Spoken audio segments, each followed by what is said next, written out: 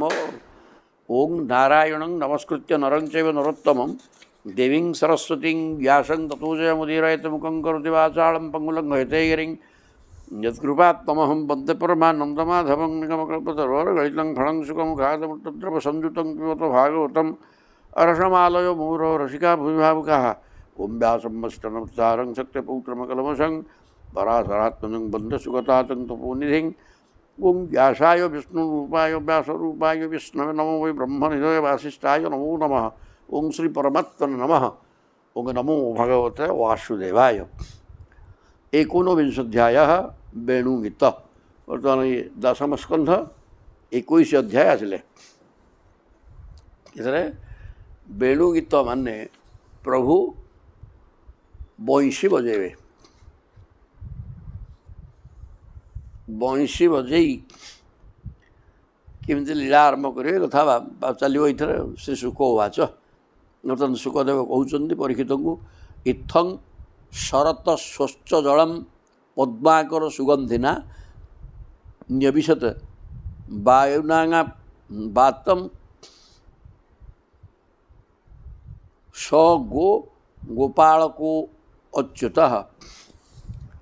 बर्तमान ग्रीष्म ऋतु कथा वर्णना सरी वर्षा एवं शरत ऋतु वर्णना पूर्व अध्याय सरला 20 अध्याय 21 आरंभ कले सेठू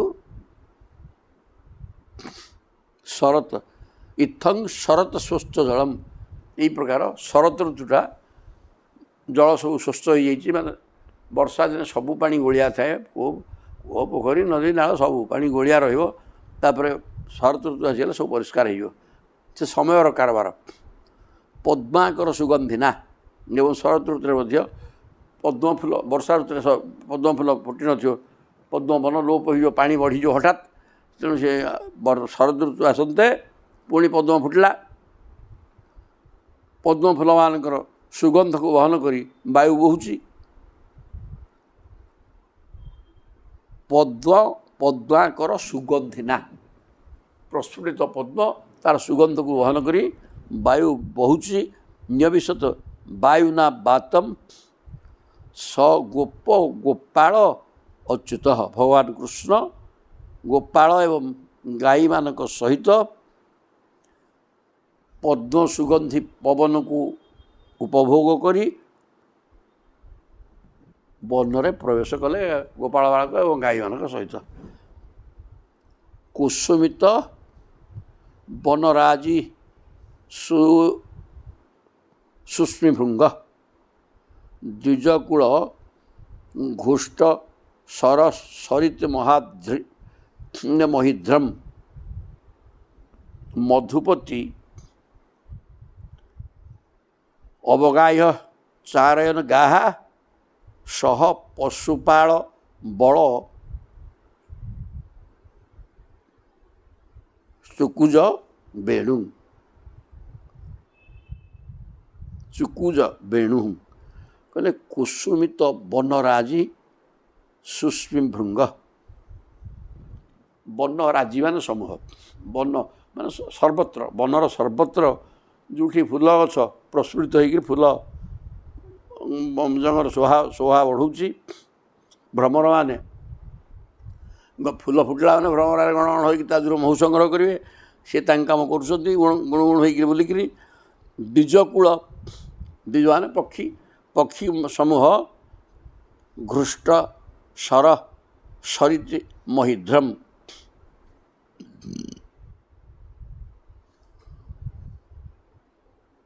पुष्प वृक्ष श्रेणी मानक स्थान स्थान परमत्त भ्रम मान गुण गुण हो गुंजन कर विभिन्न जातिर दल दल पक्षी भिन्न भिन्न प्रकार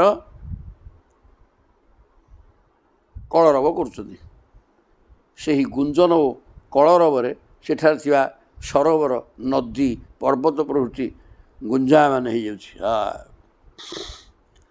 सरित महिध्रम सर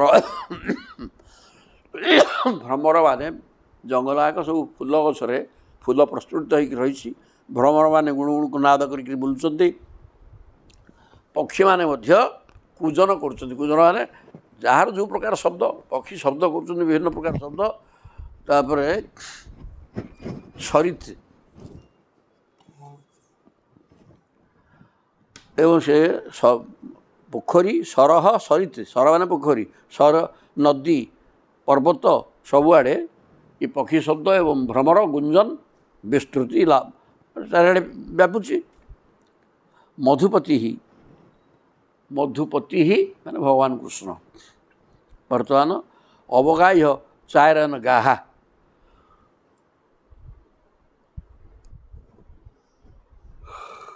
ବଳରାମ ଗୋପାଳ ବାଳକମାନଙ୍କ ସହିତ ସେହି ବନରେ ପଶି ଗାଈ ଚରାଇ ନିଜ ମଧୁପତି ହିଁ ଅବଗାହ୍ୟ ମଧୁପତି ହିଁ ମାନେ ପ୍ରଭୁ ଭଗବାନ କୃଷ୍ଣ ବଳରାମ ଏବଂ ଗୋପାଳ ବାଳକମାନଙ୍କ ସହିତ ସେହି ପ୍ରକାର ଭ୍ରମଣମାନେ ଗୁଞ୍ଜନ କରୁଥିବା ପ୍ରସ୍ଫୁଟିତ ଫୁଲ ପରିପୂର୍ଣ୍ଣ ହୋଇକରି ଥିବା ପକ୍ଷୀମାନେ କାକଳି ଯେଉଁ ପକ୍ଷୀ ଯାହା ଶବ୍ଦ କରିବା କଥା କରୁଥିବା କୋଳାହଳ ସବୁ କରୁଛନ୍ତି। ଏହି ପ୍ରକାର ମନୋହର ବନ ଭିତରେ ମଧୁପତି ହିଁ ଭଗବାନ କୃଷ୍ଣ ବଳରାମଙ୍କ ସହିତ ଗୋପାଳ ବାଳକମାନଙ୍କ ସହିତ ପଶୁ ପ୍ରବେଶ କରି ବଇଁଶୀ ବଜେଇଲେ। ଏ ହେଲା ପାଠ। କହିଲେ ତତ୍ର ବ୍ରଜସ୍ତ୍ରିୟ ଆଶ୍ରିତ୍ୟ ବେଣୁଗୀତଂ ସ୍ୱରୁଦୟମ୍ କାଶ୍ଚିତ୍ ପରୋକ୍ଷଂ କୃଷ୍ଣସ୍ୟ ସ୍ୱସଖୀଭ୍ୟୋ ଅନ୍ୱବର୍ଣ୍ଣୟନ୍। এই ବେଣୁ ବୈଶୀ ଶବ୍ଦକୁ ଶୁଣି ବ୍ରଜସ୍ତ୍ରିୟ ବ୍ରଜାଙ୍ଗନା ମାନେ ଗୋପାଙ୍ଗନା ମାନେ କାମ ପୀଡ଼ିତ ହେଲେ ମାନେ ତାଙ୍କର ଇଚ୍ଛା ଭଗବାନଙ୍କ ସହିତ ମିଶିବା ପାଇଁ ହେଲା। କାଶ୍ଚିତ୍ ପରୋକ୍ଷଂ କୃଷ୍ଣସ୍ୟ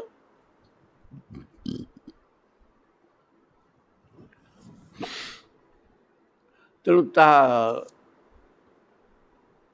ଗୋପୀମାନେ ଏକାନ୍ତରେ ବସି ନିଜ ନିଜର ସଖୀମାନଙ୍କୁ ଶ୍ରୀକୃଷ୍ଣଙ୍କର ରୂପ ଗୁଣ ଓ ବଂଶୀଶ୍ୱରର ପ୍ରଭାବ ବର୍ଣ୍ଣନା କରିବାକୁ ଲାଗିଲେ।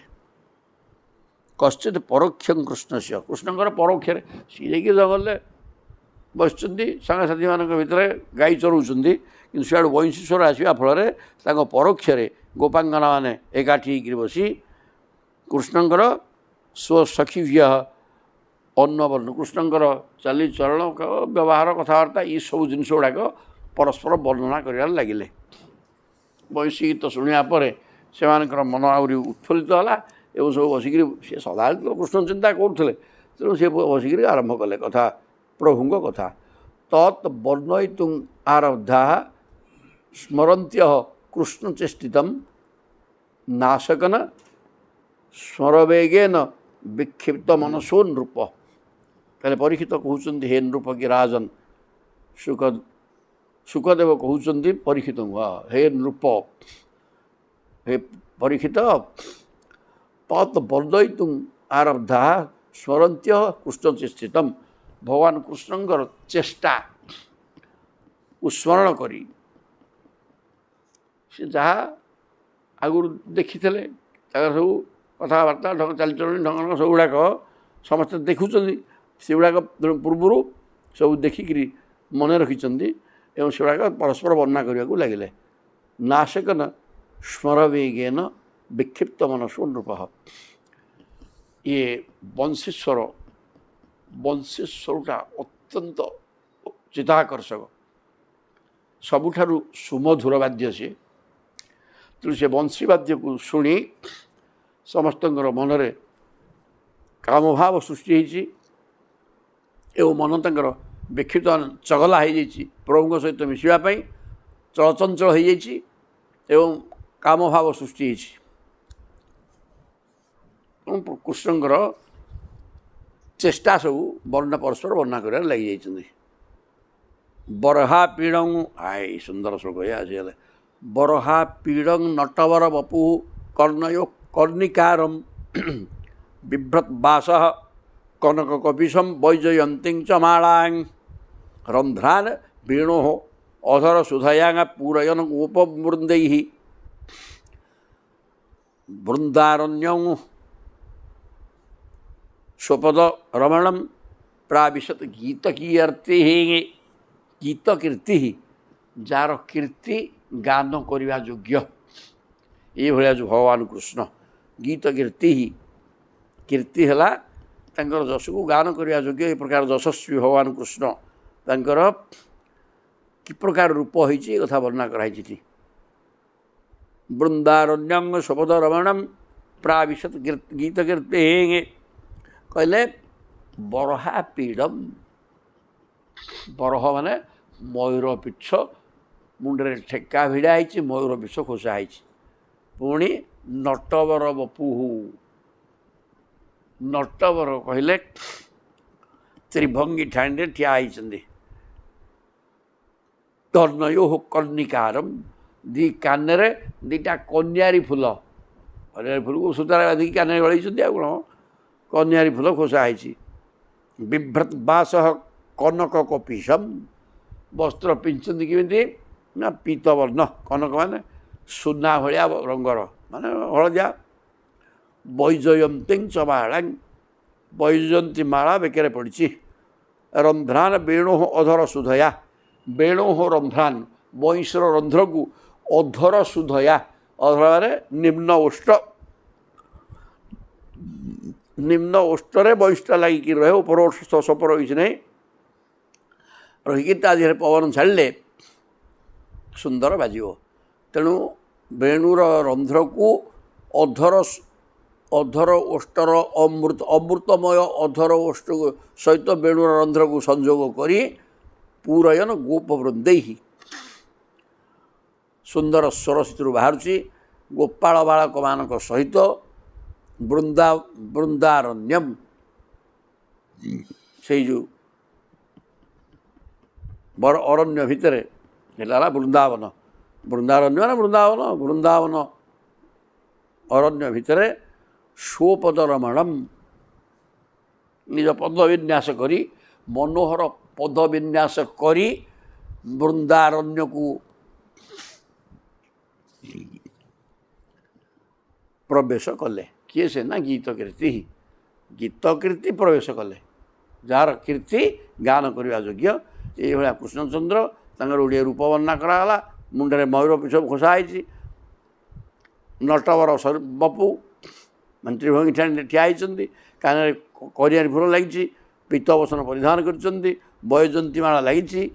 ବେଣୁର ରନ୍ଧ୍ରକୁ ଅଧର ନିମ୍ନ ଓଷ୍ଠର ସୁଧାମୟ ଅମୃତମୟ ନିମ୍ନ ଓଷ୍ଠରେ ଚୁମ୍ବନ କରି ସୁନ୍ଦର ସ୍ୱର ବାହାରୁଛି।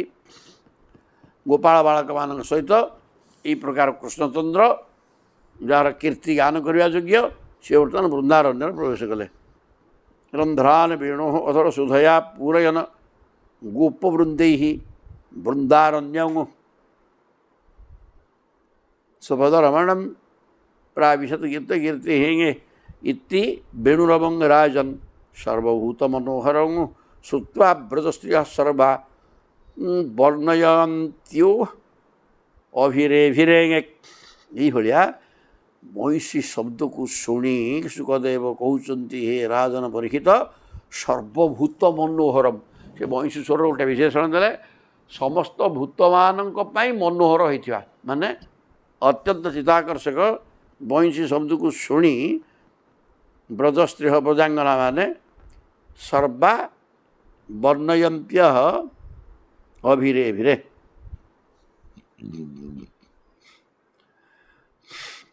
ସମସ୍ତଙ୍କର ମନ ମଇଁଷୀ ଶବ୍ଦ ଚେତନା ଜଡ଼ ସବୁ ବସ୍ତୁ ସମସ୍ତଙ୍କର ମନ ମଇଁଷୀଟା ସବୁଠାରୁ କୋମଳ ଏବଂ ଆକର୍ଷଣୀୟ ସ୍ୱର ତେଣୁ ସମସ୍ତଙ୍କ ଚିତ୍ତକୁ ଆକର୍ଷଣ କଲା। ଗୋପୀମାନେ ତାହା ଶୁଣି ତାକୁ ବର୍ଣ୍ଣନା କରିବାକୁ ଲାଗିଲେ। ବର୍ଣ୍ଣନା କରୁ କରୁ ସେମାନେ ଏତେ ତନ୍ମୟ ହୋଇଗଲେ ଯେ ଶ୍ରୀକୃଷ୍ଣଙ୍କ ପ୍ରତ୍ୟକ୍ଷ ସାନ୍ନିଧ୍ୟ ଅନୁଭବ କରି ତାଙ୍କୁ ଆଲିଙ୍ଗନ କରିବାକୁ ଲାଗିଲେ। ବର୍ଣ୍ଣୟନ୍ତୁ ଅଭିରେ ଭିରେ ସେ ମୁରଲୀ ଶବ୍ଦ ଶୁଣିକିରି ଭଗବାନ ଶ୍ରୀକୃଷ୍ଣଙ୍କର ସ୍ୱରୂପକୁ ଚିନ୍ତନ କରି ଏ ପ୍ରକାର ତନ୍ମୟ ହୋଇଗଲେ ଯେ ସତେ ଯେମିତି ପ୍ରଭୁ ତାଙ୍କରି ପାଖରେ ଅଛନ୍ତି। ସବୁ ତ ଚିତ୍ତ ପ୍ରଭୁମୟ ଆଉ ଏଇଠି ପାଖରେ ଆମର ଠିଆ ହେଇକିରି ବେଣୁ ବଜାଉଛନ୍ତି ବୋଲି ଚିନ୍ତା କରି ପ୍ରଭୁଙ୍କୁ ଆଲିଙ୍ଗନ କରି ପକାଇଲେ ଆଉ ଗୋପ୍ୟ ହଉଚୁ ଆଲିଙ୍ଗନ କରିଛନ୍ତି ଏବଂ ଗୋପାଙ୍ଗନା ମାନେ କହୁଛନ୍ତି ବୋଲେ ଅକ୍ଷନ୍ନୋତାଂ ଫଳମିଦମ୍ ନ ପରମ ବିଦାମ ସଖ୍ୟ ପଶୂନନୁ ଅନୁବିବେଶୟତୋର୍ବୟସ୍ୟୈ ବଗତ୍ରମ୍ ବ୍ରଜେଶ ସୁତୟୋ ଅନୁବେଣୁଂ ଜୁଷ୍ଟମ୍ ଜୟର୍ବା ନିପୀତ ମନୁରକ୍ତ କଟାକ୍ଷ ବକ୍ଷମ୍। ଗୋପୀମାନେ କହିଲେ, କ'ଣ କହୁଛନ୍ତି? ଗୋପୀମାନେ କାହାକୁ କହୁଛନ୍ତି? କାହାକୁ କହୁନାହାନ୍ତି, ନିଜ ନିଜ ଭିତରେ କଥାବାର୍ତ୍ତା ହେଉଛନ୍ତି ଗୋପୀମାନେ। ଜଣେ ସଖୀ ଆଉ ଜଣେ ସଖୀ କହୁଛି, ଲୋ ସଖୀ, ଯେତେବେଳେ ଶ୍ରୀକୃଷ୍ଣ ବଳରାମ ବାଳକମାନଙ୍କ ସଙ୍ଗରେ ଅକ୍ଷନ୍ନତାଂ ଫଳମିଦଂ ଅକ୍ଷନବତାଂ ଆଖି ଥିବା ଲୋକର ଆଖିକି ସଫଳ କରିଦିଅନ୍ତି।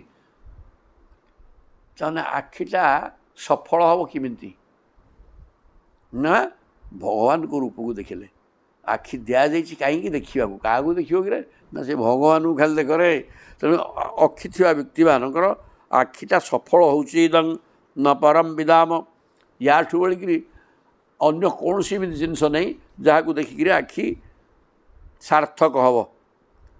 ତେଣୁ ହେ ସଖୀ, ପଶୁନ ଅନୁବିବେଶୟତୁ ବୟସ୍ୟୈ, ବୟସ ମାନେ ନିଜର ସମବୟସ ଗୋପାଳ ବାଳକମାନଙ୍କ ସହିତ ପଶୁନ ଅନୁ, ପଶୁମାନଙ୍କର ଅନୁମାନ ପଛରେ। ଗାଈ ଗୁଡ଼ାକ ଆଗରେ ଯିବେ, ସେ ପଛରେ ଯିବେ ନା ଆଉ। ତେଣୁ ପଛରେ ଯାଇକିରି ଗୋପାଳ ବାଳକମାନଙ୍କର ସହିତ ପ୍ରଭୁ ପଛରେ ଯାଇ ବିବେଶୟତଃ ପଛେ ପଛେ ଯାଇକିରି ଜଙ୍ଗଲରେ ପ୍ରବେଶ କରୁଛନ୍ତି। ୟାକୁ ଯିଏ ଦେଖିବ ତାର ଆଖିଟା ସଫଳ ହୋଇଯିବ। ବଗତ୍ରମ୍ ବ୍ରଜେଶ ସୁତୟୋ ଅନୁବେଣୁ ଜୁଷ୍ଟମ୍। ଏବଂ ବ୍ରଜେଶ, ବ୍ରଜର ମାଲିକ ନନ୍ଦଙ୍କର ଏଇ ଯେଉଁ ପୁଅ ଦୁଇଟା ଆମ ଆଡ଼କୁ ବାଙ୍କ ଚାହାଣି ଢାଳି ଢାଳି ଯେତେବେଳେ ବ୍ରଜକୁ ଫେରନ୍ତି, ବ୍ରଜମ୍ ବ୍ରଜେଶ ସୁତୟୋ, ଏଇଟା ବ୍ରଜକୁ ଫେରିବା କଥା କୁହାଯାଇଛି। ଆଖି ସଫଳ ହୋଇଯିବ। କହିଲେ ବର୍ତ୍ତମାନ ଗାଈ ଗୋଠ ସହିତ କୃଷ୍ଣ ବଳରାମ ଦୁହେଁ ବଇଁଶୀ ବଜେଇକିରି ଯେତେବେଳେ ବ୍ରଜକୁ ଫେରନ୍ତି, ଗାଈ ଗୋଠ ପଛେ ପଛେ, ସେତେବେଳେ କ'ଣ ହେବ? ସେ ବ୍ରଜରାଜଙ୍କର ନନ୍ଦନ, ସେ ଦୁଇ ଜଣଯାକ କୃଷ୍ଣ ବଳରାମ ଦୁଇ ଜଣଯାକ ଜୟର୍ବାଙ୍ଗା ନିପୀତ ମନୁରକ୍ତ କଟାକ୍ଷ ବକ୍ଷମ୍, ସେମାନଙ୍କର ସେତେବେଳେ ସେଇ ରୂପମାଧୁରୀ ପାନ କରିବା ଠାରୁ ଆଖି ଥିବା ଲୋକଙ୍କ ନିମନ୍ତେ ଆଉ କ'ଣ ବା ବଡ଼ ଲାଭ?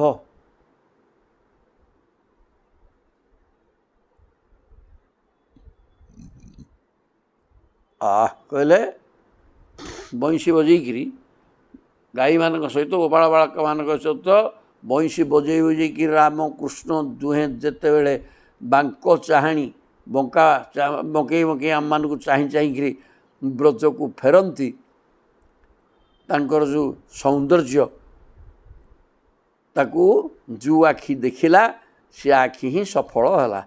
ଆଉ ଆଖିର ସଫଳ ଅନ୍ୟ କ'ଣ ଦେଖିବ? ଆଉ ଗୋଟେ ଅଧିକା କଥା କ'ଣ ଅଛି ଆଖି ଦେଖିବାକୁ? ତେଣୁ ଏଇ ପ୍ରକାର ଯେଉଁ ସୁନ୍ଦର କମନୀୟ ରୂପ ଦେଖୁଛି ଯଦି ଆଖି, ସେ ଆଖି ହିଁ ସଫଳ ହୋଇଗଲା। ଏ କଥା କହିଲେ। ଚ୍ୟୁତ ପ୍ରବାଳ ବରହ ସ୍ତବକୂତ ପଳାବଜ ମାଳାନୁପୂକ୍ତ ପରିଧାନ ବିଚିତ୍ର ବେଶୌ ମଧ୍ୟେ ବୀରେ ଚତୁରଜ ରଳମ୍ ପଶୁପାଳ ଗୋଷ୍ଠ୍ୟାଂ ରଙ୍ଗେ ଯଥା ନଟବରୁ କୋଚଗାୟମାନୁ। ଚ୍ୟୁତ ପ୍ରବାଳ ବରହ ସ୍ତବକୂତ ପଳାବଜ କହିଲେ ଚ୍ୟୁତ ପ୍ରବାଳ କଅଁଳିଆ ଆମ୍ବପତ୍ର ମୁଣ୍ଡରେ ଖୋସା ହେଇଛି।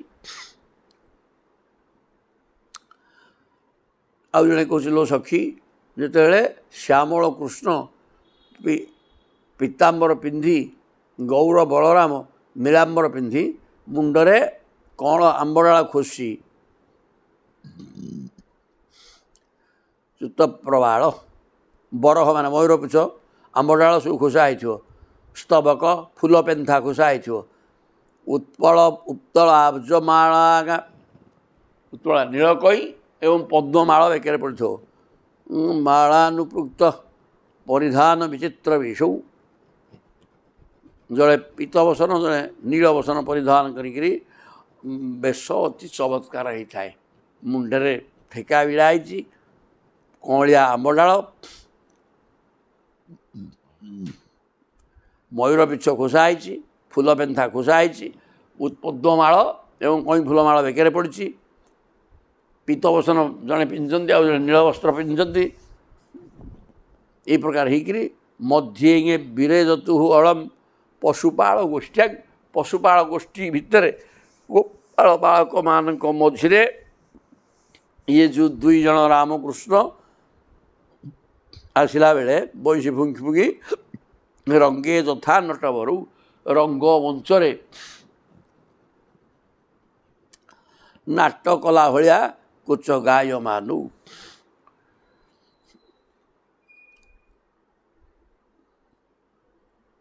ସେତେବେଳେ ସେମାନଙ୍କର ଶୋଭା ବଢ଼ିଯାଇଥାଏ।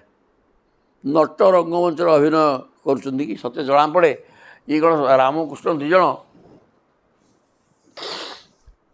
ଇଏ ରଙ୍ଗମଞ୍ଚରେ ଅଭିନୟ କରୁଛନ୍ତି କି? ଏହି ପ୍ରକାର କମନୀୟ ରୂପ ହେଇଥାନ୍ତି, ସମସ୍ତଙ୍କୁ ଆକର୍ଷଣ କରନ୍ତି। ଗୋପ୍ୟ କିମାଚରଦୟଂ କୁଶଳଂ ସ୍ମ ବେଣୁ ଦାମୋଦରାଧର ସୁଧାମପି ଗୋପୀ କାନଂ ଭୁଙ୍କ୍ତେ ସୋୟମ୍ ଯଦବଶିଷ୍ଟରସଂ ହୃଦିନ୍ୟୋ ହୃଷ୍ୟତ୍ୱଚୋଶ୍ରୁ ମୁମୁଚୁଂ ତରବୁ ଯଥାର୍ଜ୍ୟାହା। ବାବାରେ ବାବା କହୁଛନ୍ତି। ଆଉ ଜଣେ ଗୋପୀ କହୁଛି, ଗୋପୀ ଏ ବେଣୁ ପୁରୁଷ ଜାତିର ହୋଇ ମଧ୍ୟ ପୂର୍ବଜନ୍ମରେ କେତେ ଭଜନ ସାଧନ କରିଥିଲା କେଜାଣି। ଗୋପ୍ୟ କିଂ ଆଚରୟତ୍ ଅୟଂ କୁଶଳଂ ସ୍ମ ବେଣୁ। ଇଏ ବେଣୁ ମାନେ ବଇଁଶୀଟା କ'ଣ ସିଏ ତପସ୍ୟା କରିଥିଲା ପୂର୍ବରୁ କେଜାଣି, ଜପ ତପ ଧ୍ୟାନ ଧାରଣା ସବୁ କରିଥିଲା। ବଡ଼ ଆଶ୍ଚର୍ଯ୍ୟର କଥା, ଦାମୋଦର ଅଧର ସୁଧାଙ୍ଗପି, ଯେଉଁ ଅଧର ସୁଧାକୁ ଗୋପାଙ୍ଗନା ମାନେ ପାନ କରିବା ପାଇଁ ବାଉଳି ବିକଳ ହେଇକିରି ବସିଛନ୍ତି, ସେ ଅଧର ସୁଧାକୁ ଇଏ ବଇଁଶୀଟା ଅବାଧରେ ପାନ କରି ପକାଉଛି। ସେ କ'ଣ ତପସ୍ୟା କରିଥିଲା କିଲ? ଏ କଥା ଜଣେ ଗୋପୀ ଆଉ ଜଣକୁ କହୁଛି। ଏ ଜନ୍ମରେ ଗୋପୀମାନଙ୍କର ନିଜସ୍ୱ ସମ୍ପତ୍ତି ସ୍ୱରୂପ ଦାମୋଦରଙ୍କର ଅଧର ସୁଧାତକ ଏପରି ଭାବରେ ନିଜେ ପିଇ ପକାଉଛି ଯେ ଆମ ପାଇଁ ଟିକିଏ ବି ବାକି ରଖି ନାହିଁ। ଗୋପାଙ୍ଗନାନାଂ ଭୁଙ୍କ୍ତେ ସ୍ୱୟଂ ଯଦ ଅବଶିଷ୍ଟ ରସମ ହୃଦିନ୍ୟାଂ। ଅଧର ଅମୃତକୁ ଇଏ ବଇଁଶୀ ଖଣ୍ଡକ କ'ଣ ତପସ୍ୟା କରୁଥିଲା କେଜାଣି, ଯେ ଭଗବାନଙ୍କର ଅଧରାମୃତକୁ ସମ୍ପୂର୍ଣ୍ଣ ଶୋଷି ପକାଉଛି। ଯେଉଁଟା ଆମମାନଙ୍କର ହକ୍ ଏବଂ ପିଇବା କଥା ସେଇଟାକୁ ଆମମାନଙ୍କ ପାଇଁ ଆଉ ରଖୁନି। ସେ ହୃଷ୍ୟତ୍ୱଚୋଶ୍ରୁ ଏହି ପ୍ରକାର କହିକିରି ତାଙ୍କର ଶରୀର ରୋମାଞ୍ଚିତ ହୋଇଯାଉଥିଲା ଏବଂ ଆଖି ଜକେଇ ଯାଉଥିଲା ଲୁହରେ। ମୁଚୁଂ ତରବୁ ଯଥାର୍ଜ୍ୟା, ଗଛମାନଙ୍କର ସ୍ଥିତି ବି ସେଇଆ ହେଉଥିଲା, ଇଏ ଗୋପାଙ୍ଗନାମାନଙ୍କର ସ୍ଥିତି ବି ସେଇ ପ୍ରକାର ହେଇଯାଉଥିଲା।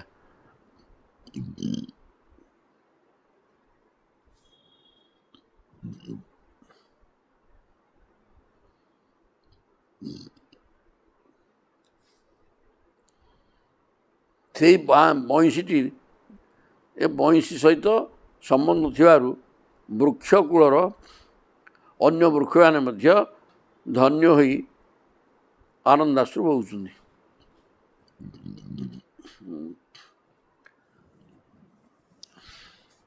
କହିଲେ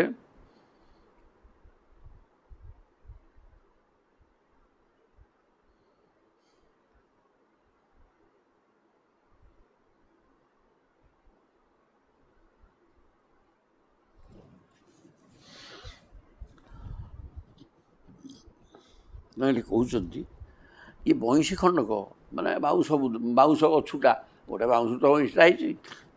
କ'ଣ ସେ ତପସ୍ୟା କରିଥିଲା, କି ବ୍ରତ ଭଜନ କୀର୍ତ୍ତନ ଭଲ ମନ୍ଦ କରିଥିଲା, ଯାହାଫଳରେ ଆମର ଭଗବାନ କୃଷ୍ଣଙ୍କର ଅଧରାମୃତକୁ ସମ୍ପୂର୍ଣ୍ଣ ପାନ କରି ପକାଉଛି। ଯେଉଁ ଅଧରାମୃତକୁ ପିଇବା ପାଇଁ ଆମେ ଅପେକ୍ଷା କରି ରହି ମଧ୍ୟ ଆମ ପାଇଁ ସେ ବାକି ରଖୁନାହିଁ, ଆଉ ନିଜେ ପିଇ ଯାଉଛି ଯେ ଆମ ପାଇଁ ଟିକିଏ ବି ବାକି ରଖୁନି। ଆମେ ଖାଲି ସେଇ ଅଧରର ମଧୁରତାକୁ ଦେଖି ଦେଖି ରହୁଛୁ। ଏହି ପ୍ରକାର ଉପାକମାନେ ଚିନ୍ତା କରୁଛନ୍ତି। ଶ୍ରୀକୃଷ୍ଣର ବଇଁଶୀଟି ଯେଉଁ ବାଉଁଶରେ ତିଆରି ହୋଇଛି, ସେଇ ବାଉଁଶକୁ ଜଳ ଓ ରସ ଦେଇ ବଢ଼ାଇଥିବା ପୁଷ୍କରିଣୀ ଆଜି କେତେ ଆନନ୍ଦିତ ହେଉଛି। ଏବଂ ସେ ପୁଷ୍କରିଣୀଟା ଆନନ୍ଦରେ ପ୍ରସ୍ଫୁଟିତ ପଦ୍ମ ରୂପରେ ରୋମାଞ୍ଚିତ ହେଲା ଭଳିଆ ଦେଖାଯାଉଛି। ଆଉ ସବୁ ଗଛ ଗୁଡ଼ିକ ମଧ୍ୟ, ଯେହେତୁ ବାଉଁଶଟା ଗୋଟେ ଗଛ, ସମସ୍ତ ଗଛମାନେ ମଧ୍ୟ ପ୍ରସ୍ଫୁଟିତ ଫୁଲ ରୂପରେ ନିଜ ଶରୀରକୁ ରୋମାଞ୍ଚିତ କରିକିରି ସେଥିରୁ ମହୁ ବର୍ଷା ହେଉଛି, ମଧୁରୂପକ ଅଶ୍ରୁକୁ ମୋଚନ କରୁଛନ୍ତି ପ୍ରେମରେ। ବୃନ୍ଦାବନମ୍ ସଖୀ ଭୁଭୋଗ ବିତନୋତି କୀର୍ତ୍ତିଂ ଯଦ୍ ଦେବକୀ ସୁତ ପଦାମ୍ବୁଜ ଲବ୍ଧ ଲକ୍ଷ୍ମୀ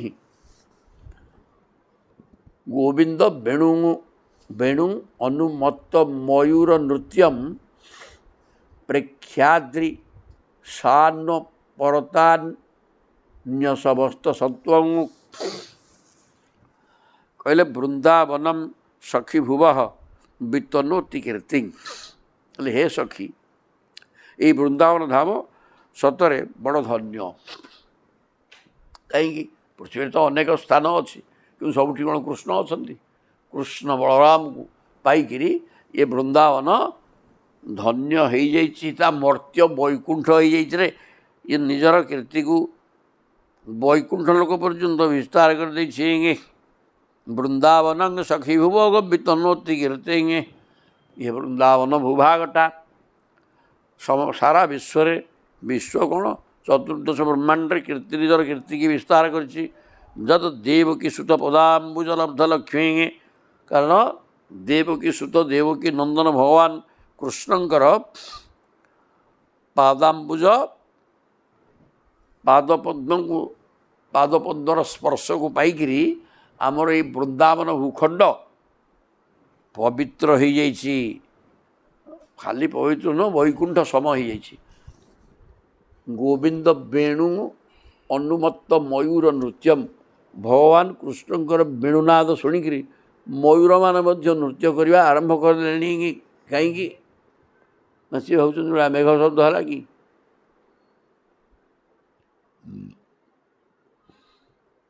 ମୟୂରମାନେ ଉନ୍ମତ୍ତ ହୋଇ ମୁରଲୀର ତାଳେ ନାଟକ କରୁଛନ୍ତି। ତାହା ଦେଖି ପ୍ରେକ୍ଷ ଅଦୃଶାନୁ ଅପରତାନ୍ୟ ସମସ୍ତ ସତ୍ୱଂ। ପର୍ବତ ଶୃଙ୍ଗରେ ଥିବା ପଶୁପକ୍ଷୀମାନେ ନୀରବ ଶାନ୍ତ ହୋଇଯାଇଛନ୍ତି। ପ୍ରାଣବଲ୍ଲଭ ଶ୍ରୀକୃଷ୍ଣ ବିଚିତ୍ର ବେଶ ଧରି ବଂଶୀ ବଜାଇବା ବେଳେ ମୂଢ଼ ଯୋନି ହରିଣ ଗୁଡ଼ାକ ମଧ୍ୟ ବଂଶୀ ସ୍ୱନ ଶୁଣି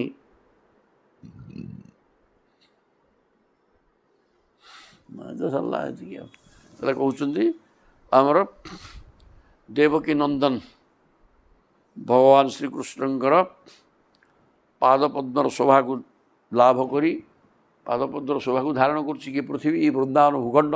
ତେଣୁ ଏ ଭୂଖଣ୍ଡଟା ଧନ୍ୟ ହୋଇଯାଇଛି, ବୈକୁଣ୍ଠ ସମାନ ହୋଇଯାଇଛି। ଏବଂ ଗୋବିନ୍ଦ ଭଗବାନ ଶ୍ରୀକୃଷ୍ଣଙ୍କର ବେଣୁନାଦ ଶୁଣି ମୟୂରମାନେ ତାଳେ ତାଳେ ନାଟ କରୁଛନ୍ତି। ଏବଂ ପର୍ବତ ଶୃଙ୍ଗରେ ଥିବା ଅନ୍ୟ ପଶୁପକ୍ଷୀମାନେ ଶାନ୍ତ ନୀରବ ହୋଇଯାଇକିରି ଏଇ ବେଣୁନାଦକୁ ମଧ୍ୟ ଶୁଣୁଛନ୍ତି। ସମସ୍ତେ ତ ମାନେ କେବଳ ଗୋପାଙ୍ଗନା ମାନେ ବା କେଉଁ ମଣିଷ ଶୁଣିକିରି ଆକର୍ଷିତ ହେଇଛି ସେ କଥା ନୁହଁ। ଗଛ ଲତା ତରୁତୃଣ ସମସ୍ତେ ଆକର୍ଷିତ ହେଇଛନ୍ତି ଇଏ ବେଣୁନାଦରେ। ମୟୂର ନାଟ କଲାଣି ତ ଅନ୍ୟ ପଶୁପକ୍ଷୀମାନେ ନୀରବ ନିସ୍ତବ୍ଧରେ ରହିଯାଇଛନ୍ତି। କିଏ ଘାସ ଖାଉଥିଲା, ଘାସ ପୋଳାକ ପାଟିରେ ଲାଗିଛି, ପାଟିରୁ ଖସି ଖସି ପଡ଼ୁଛି ସିନା, ସିଏ ସେ ବେଣୁ ବଇଁଶନାଦକୁ ଚାହିଁଛି। ଧନ୍ୟାସ୍ୱ ମୂଢ଼ ମତୟୋପି ହରିଣ୍ୟୟେତା ଜାଗା ନନ୍ଦନନ୍ଦନ ମୁପାତ୍ତ ବିଚିତ୍ର ବିଷମ୍ ଆକର୍ଣ୍ଣ ବେଣୁରଣିତଂ ସହ କୃଷ୍ଣ ସାରାଙ୍ଗା ପୂଜାଂ ଦଧୁଙ୍ଗର ବିରଚିତାଙ୍ଗ ପ୍ରଣୟାଗବଲୋକୈ ଧନ୍ୟାସ୍ମ ମୂଢ଼ମତୟ ଅପି ହରିଣ୍ୟ। ଏ ହରିଣ ମାନେ କ'ଣ ମନୁଷ୍ୟ ଗୁଡ଼ାକ ତାଙ୍କର ଜ୍ଞାନ ବୁଦ୍ଧି ବିବେକ ଅଛି, କିଛି ନଥିଲେ ମଧ୍ୟ ଅତି ମୂଢ଼ ହେଇଥିଲେ ମଧ୍ୟ ତାମସିକ ଜନ୍ମରେ ଜନ୍ମ ହୋଇଛନ୍ତି। ମୂଢ଼ ଗୁଡ଼ାକ ହେଇଥିଲେ ମଧ୍ୟ ହରିଣୀ ଗୁଡ଼ାକ ଏ ତାହା ଯା ନନ୍ଦନନ୍ଦନ ମୁପାତ୍ତ ବିଚିତ୍ର ବେଶମ୍ ନନ୍ଦନନ୍ଦନ ଭଗବାନ ଶ୍ରୀକୃଷ୍ଣଙ୍କର ବିଚିତ୍ର ବେଶକୁ ଦେଖି ଯାହା ଉପାତ୍ତ ଦେଖିକିରି ଆକର୍ଣ୍ଣ ବେଣୁରଣିତ ସହ କୃଷ୍ଣସାର ମୃଗୀ ଗୁଡ଼ାକ କୃଷ୍ଣଙ୍କର ବିଚିତ୍ର ରୂପକୁ ଦେଖିକିରି ଏବଂ ବେଣୁ ଶବ୍ଦକୁ ଶୁଣି ପୂଜା ଦଧୁଙ୍ଗର ବିରଚିତାଙ୍ଗ ପ୍ରଣୟାବଲୋକୈ ସେମାନେ ମଧ୍ୟ ଭଗବାନ କୃଷ୍ଣଙ୍କୁ ପ୍ରେମରେ ଚାହିଁକି ରହି ହରିଣୀ ଗୁଡ଼ାକର ବଡ଼ ବଡ଼ ଆଖି, ଦୀର୍ଘ ନୟନ, ସେ ଦୀର୍ଘ ନୟନ ଅତ୍ୟନ୍ତ ସୁନ୍ଦର ମଧ୍ୟ, ସେ ଅତି ସୁନ୍ଦର ଏବଂ ସୁଦୀର୍ଘ ନୟନରେ ଭଗବାନଙ୍କ ମୁଖାରବିନ୍ଦକୁ ଅବଲୋକନ କରିକିରି ସତେ ଯେମିତି ପୂଜା ବିଧି ଦେଉଛନ୍ତି। ଏ ସୁନ୍ଦର ଆଖିରେ ଚାହିଁବାଟା ଏଠି କହୁଛନ୍ତି ଆଖିରେ ଚାହୁଁନାହାନ୍ତି ଯେ ସେ ସୁନ୍ଦର ଚାହାଣିକି ସମର୍ପଣ କରିକିରି ଭଗବାନ କୃଷ୍ଣଙ୍କୁ ପୂଜା କରୁଛନ୍ତି। ଚମତ୍କାର ପାଠ ସବୁ। ଧନ୍ୟାସ୍ମ ମୂଢ଼ମତୟୋପି ହରିଣ୍ୟୟେତାଗା ହରିଣୀମାନଙ୍କର ମୂଢ଼ମତି ସେମାନେ, ତମ ଗୁଣ ସମ୍ପନ୍ନ, ମନୁଷ୍ୟ ପାଖରେ ଜ୍ଞାନ ବୁଦ୍ଧି ବିବେକ ଅଛି, ମନୁଷ୍ୟ ପିଲା ଯାହା କରିପାରୁନାହିଁ ଇଏ ମୃଗୀ ଗୁଡ଼ାକ ତାହା କରି ପକାଉଛନ୍ତି। ନନ୍ଦନନ୍ଦନ ଭଗବାନ ଶ୍ରୀକୃଷ୍ଣଙ୍କର ଇଏ ବିଚିତ୍ର ସୁନ୍ଦର ପୀତବସନ, ମାଳା ଲମ୍ବିଛି ପଦ୍ମଫୁଲର ମାଳ, କାନରେ କର୍ଣ୍ଣିକାର ଏବଂ କନିଆରୀ ଫୁଲ ଶୋଭା ପାଉଛି। ପୀତବସନ ପରିଧାନ କରିଛନ୍ତି, ତ୍ରିଭଙ୍ଗୀ ଠିଆ ହେଇଛନ୍ତି। ଏ ପ୍ରକାର ସୁନ୍ଦର ବେଶଭୂଷାକୁ ଦେଖିକିରି ଏବଂ ଏଇ ଯେଉଁ ବଇଁଶର ଚିତାକର୍ଷକ ନାଦ ଶୁଣି କୃଷ୍ଣସାର ମୃଗୀମାନେ ନିଜର ପ୍ରେମରେ କୃଷ୍ଣକୁ ଚାହିଁକିରି ପୂଜା ବିଧାନ କରୁଛନ୍ତି। ସେ ଆଖିଟାର ସୌନ୍ଦର୍ଯ୍ୟକୁ ଅର୍ପଣ କରୁଛନ୍ତି ପ୍ରଭୁଙ୍କୁ। ଆଉ କୃଷ୍ଣଙ୍କ ନିରୀକ୍ଷ ବିନୀତୋତ୍ସବ ରୂପଶୀଳଂ ଶ୍ରୁତ୍ୱାଚ ତତ୍ କୁଣିତ ବେଣୁ ବିଚିତ୍ର ଗୀତଂ ଦେବ୍ୟ ବିମାନଗତୟା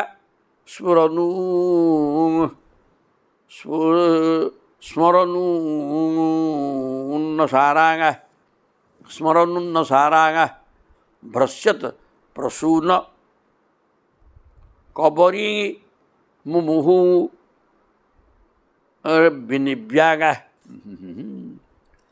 କୃଷ୍ଣ ସବୁ ଗଛ ଲତା ପଶୁପକ୍ଷୀ ସମସ୍ତେ କେମିତି ଆକର୍ଷିତ ହୋଇଛନ୍ତି ବେଣୁ ଶବ୍ଦରେ। ଏଠି ବର୍ଣ୍ଣନା କରେ ଖାଲି ଗୋପାଙ୍ଗନା ନୁହେଁ, ତାପରେ ଆହୁରି କହୁଛନ୍ତି ଦେବାଙ୍ଗନା ମାନେ ମଧ୍ୟ ମୋହିତ ହୋଇଯାଇଛନ୍ତି ନା କେମିତିକା। କୃଷ୍ଣଙ୍କ ନିରୀକ୍ଷଣ ବନିତୁଙ୍ଗ ଶବ ରୂପଶୀଳମ୍, କୃଷ୍ଣଙ୍କର ରୂପ ଚରିତ୍ର ଏବଂ ବେଶଭୂଷା ଏଗୁଡ଼ା ସବୁ ଦେଖିକିରି ଶ୍ରୁତ୍ୱାଚ ତତ୍ କୋଣିତ ବିଦ୍ୟାଡ଼େ ତାଙ୍କ ଦ୍ୱାରା ବାଜୁଥିବା ଏ ମଧୁର ବେଣୁନାଦକୁ ଶୁଣି ଦେବ୍ୟ ବିମାନଗତୟା, ଦେବୀ ମାନେ ଦେବୀ ଆଉ ଦେବାଙ୍ଗନା ମାନେ ବିମାନରେ ଯାଉଥିବା ଦେବାଙ୍ଗନାମାନେ ସ୍ମରନ ଉନ୍ନ ସାରାଙ୍ଗା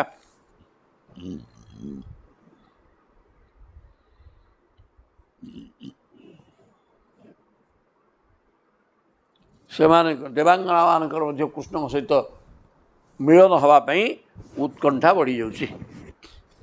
ତାଙ୍କର ବେଶଭୂଷା ତା ସହିତ ସୁନ୍ଦର ଭାବରେ ମୁରଲୀ ଶବ୍ଦକୁ ଶୁଣି ଦେବାଙ୍ଗନ ବିମାନରେ ଯାଉଥିବା ଦେବାଙ୍ଗନାମାନଙ୍କର ମଧ୍ୟ ପ୍ରଭୁଙ୍କ ସହିତ ମିଶିବା ପାଇଁ ଉତ୍କଣ୍ଠା ସୃଷ୍ଟି ହେଉଛି। ଭ୍ରଶ୍ୟତ ପ୍ରସୁ ସେମାନଙ୍କର ଏ ପ୍ରକାର ଏକାଗ୍ରତାର ସହିତ ସେମାନେ ଶୁଣିକିରି କାମ ପୀଡ଼ିତ ହେଉଛନ୍ତି ଏବଂ ତାଙ୍କ ମୁଣ୍ଡରୁ ଫୁଲ କବରୀ ଫୁଲ ଖୋସା ହେଇଥିଲା କେଉଁଠି ଖୋସା ଦିହରେ ଚୁଟି ଖୋସା କରାହେଇଥିଲା ତା ଦେହରେ ଫୁଲ ବନ୍ଧା ହେଇଥିଲା ବିନର୍ବିଆଙ୍ଗା ସେମାନେ ମୋହଗ୍ରସ୍ତ ହୋଇଯାଉଛନ୍ତି। ଲୁଗା ମଧ୍ୟ ସେମାନଙ୍କର ଖସି ପଡ଼ୁଛି। ଏପରିକି ନିଜେ ପିନ୍ଧିଥିବା ଲୁଗାପଟା ଯେ କଟରୁ ଖସି ପଡ଼ିଲାଣି ସେ କଥା ସେମାନେ ଜାଣିପାରୁନାହାନ୍ତି। ସେମାନେ ଏ ପ୍ରକାର ମୋହଗ୍ରସ୍ତ ହୋଇଯାଉଛନ୍ତି ଭଗବାନଙ୍କର ରୂପ ଏବଂ ବେଣୁଗୀତକୁ ଶୁଣିକିରି ଯେ ମୁଣ୍ଡରୁ ଖୋସା ଦେହରୁ ଫୁଲହାର ଖସି ଚାଲିଲାଣି, କଟି ଦେଶରୁ ବସ୍ତ୍ର ବି ଖସି ଚାଲିଲାଣି, କିନ୍ତୁ ସେମାନେ ଏ ପ୍ରକାର ଶବ୍ଦ ଶୁଣିକିରି ମୋହଗ୍ରସ୍ତ ହୋଇଯାଉଛନ୍ତି। ସେ ନିଜକୁ ସଂଯତ କରିବା କଥା ବି ଭୁଲି ଯାଇଛନ୍ତି। ଆଉ ଗା ବତ୍ସ କୃଷ୍ଣ ମୁଖ ନିୟର୍ଗତ ବେଣୁ ଗୀତ ପୀୟୁଷ ଓ ମୁହୂର୍ତ୍ତ ଭିତକର୍ଣ୍ଣ ପୁଟେଇ ପିବନ୍ତ୍ୟଙ୍ଗ। ଆହୁରି କ'ଣ ହେଇଛି? ଦେବାଙ୍ଗନାମାନଙ୍କ କଥା ସରିଲା, ଗଛଲତାଙ୍କ କଥା ସରିଲା, ବର୍ତ୍ତମାନ ଗାଈ ଗୋରୁଙ୍କ କଥା କୁହାଯାଉଛି।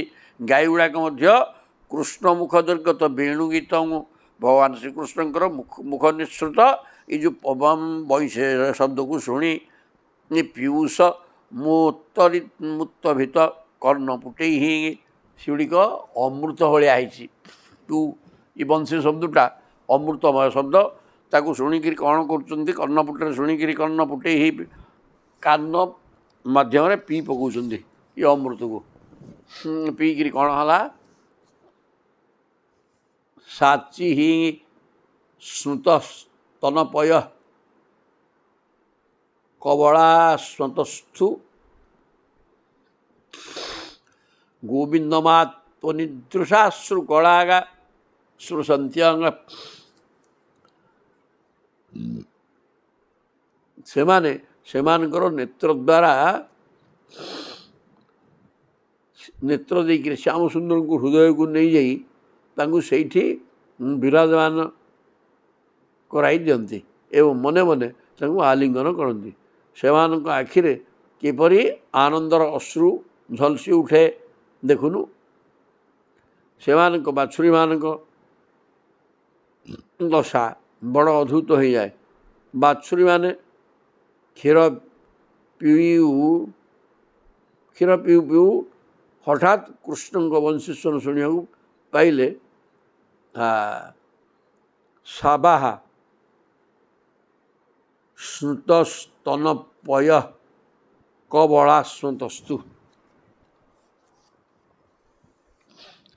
ଗାଈଗୁଡ଼ା ତ ଭଗବାନଙ୍କ ଏଇ ରୂପକୁ ଦେଖିରି ସେ ମଧ୍ୟ ଆଖି ମାଧ୍ୟମରେ ତାଙ୍କ ହୃଦୟକୁ ନେଇକିରି ଭିତରେ ବସେଇ ଦେଇକିରି ଆଲିଙ୍ଗନ କରୁଛନ୍ତି ଏବଂ ପ୍ରେମରେ ଅଶ୍ରୁ ମୋଚନ କରୁଛନ୍ତି। ବାଛୁରୀ ଗୁଡ଼ାକ କ୍ଷୀର ବୋହି ଯାଉଥିବା ସ୍ନେହବଶତଃ ଦୁଗ୍ଧ ସ୍ରବିତ ହେଉଥିବା ପହ୍ନାରେ ମୁହଁ ଦେଇକରି କ୍ଷୀର ପିଉଥିଲେ, କିନ୍ତୁ ଭଗବାନ କୃଷ୍ଣଙ୍କର ଏଇ ବେଣୁ ଗୀତ ଶୁଣିକିରି ସେମାନେ ମଧ୍ୟ କ୍ଷୀର ନ ଖାଇକିରି ଚୁପଚାପ ଶୁଣୁଛନ୍ତି। ଯଦିଓ ଚିର ପାଟି ଭିତରେ ଅଛି, କିନ୍ତୁ କ୍ଷୀର ଭିଡ଼ୁନାହାନ୍ତି, ଚାକୁରି ଚାକୁରି ନ ଖାଇ ନୀରବ ନିସ୍ତବ୍ଧ ହୋଇକିରି ଭଗବାନଙ୍କର ବେଣୁ ଗୀତକୁ ଶୁଣୁଛନ୍ତି। ଗୋବିନ୍ଦମାତ୍ମନିଦୃଶାଶ୍ରୁ ଗଳାଗା ଶ୍ରୁସନ୍ତ୍ୟଙ୍ଗା।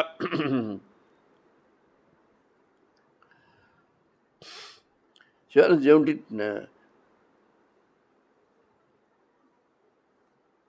ଗାଈଙ୍କ ପହ୍ନାରୁ ଆପେ ଆପେ କ୍ଷୀର ଖସୁଛି।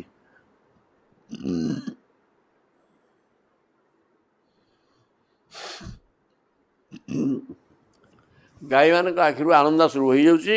ବାଛୁରୀ ଗୁଡ଼ାକ କ୍ଷୀର ସବୁ ଥିଲେ ମଧ୍ୟ ତାକୁ ନ ଖାଇକିରି ନୀରବ ନିସ୍ତବ୍ଧ ହୋଇକିରି ପାଟିରେ ଚିର ପଶିଛି କିନ୍ତୁ କ୍ଷୀର ଖିଆ ବନ୍ଦ ଚାହିଁକିରି ଠିଆ ହେଇଛନ୍ତି। ପ୍ରାୟୁ ବତାମ୍ବ ବିହଗାଗା ମୁନୟୌବନେସ୍ମିନ୍ କୃଷ୍ଣେକ୍ଷିତମ୍ ତଦୁଦିତଙ୍କଳ ବେଣୁ ଗୀତମ୍ ଆରୁହ୍ୟଜେଙ୍ଗେ ଦ୍ରୁମଭୁଜାଗାନ ରୁଚିର ପ୍ରବାଳାଗାନ ଶୂନ୍ୟନ୍ତ୍ୟମୀଳିତ ଦୃଶୋ ବିଗତାନ୍ୟବାଚ ପ୍ରାୟ ବତାମ୍ବ ବିହଗା କହିଲେ ହେ ମା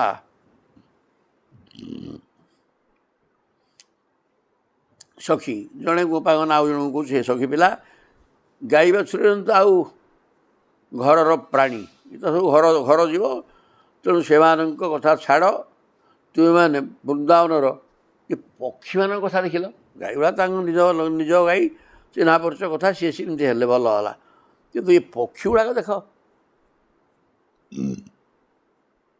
ବିହଗାହା ମୁନୟୋ ବନେସ୍ମିନ୍ ଇଏ ବିହଗ ପକ୍ଷୀ ଗୁଡ଼ାକ ସହିତ ଯେମିତି ଜଣେ ଜଣେ ମୁନି ଆଉ ନୀରବ ନିସ୍ତବ୍ଧ ହୋଇକି ବସିଯାଇଛନ୍ତି। ଆଉ ପକ୍ଷୀ ବୋଲି କହିବା ବି ଭୁଲ, ସତ କହିବାକୁ ଗଲେ ସେମାନେ ଭିତରୁ ଅଧିକାଂଶ ହେଉଛନ୍ତି ଅତୀତର ବଡ଼ ବଡ଼ ମୁନି ଋଷି। ସେମାନେ ଉଡ଼ି ଆସି ବୃନ୍ଦାବନର ସୁନ୍ଦର ସୁନ୍ଦର ଗଛମାନଙ୍କରେ ନୂଆ ପତ୍ର ଧରିଥିବା ଡାଳରେ ଚୁପଚାପ ବସି ପଡ଼ନ୍ତି ଏବଂ ଆଖି ବନ୍ଦ ନ କରି ନିର୍ନିମେଷ ନୟନରେ ଶ୍ରୀକୃଷ୍ଣଙ୍କ ରୂପମାଧୁରୀ ତଥା ପ୍ରେମ ଭରା